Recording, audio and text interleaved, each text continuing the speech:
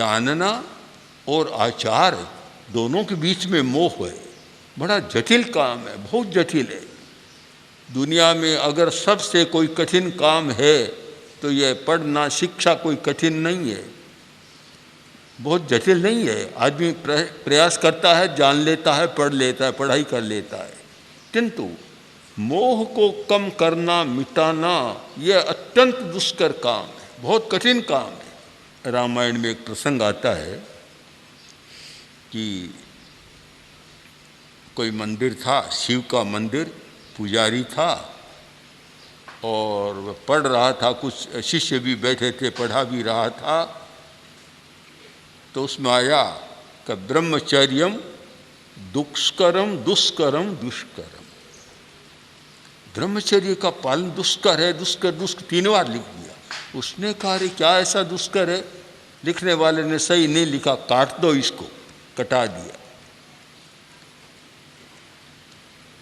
शिष्यों ने कहा कि गुरुदेव रहने दे। क्या नहीं नहीं, गलत बात है। क्या ऐसा क्या बात है? भूख को सहन करना तो दुष्कर है, ब्रह्मचर्य को क्या दुष्कर है?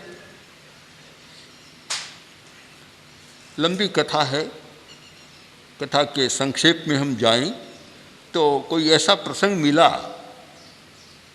कि एक रात्रि को कोई स्त्री भटकी हुई उधर आई और कोई स्थान नहीं मिला, मंदिर में आ गई, बोली कि पुजारी से कि मुझे स्थान दे दो। उसने स्थान दे दिया।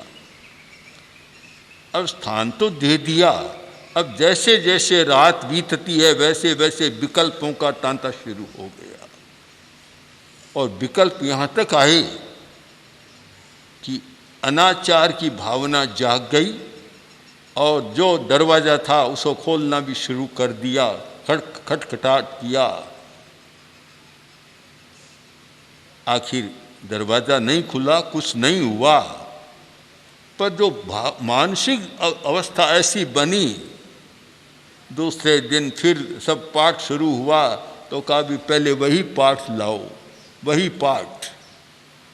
क्या कि जो मैंने कटा दिया था कि ब्रह्मचर्यम दुष्करम दुष्करम दुष्करम, वह लाओ।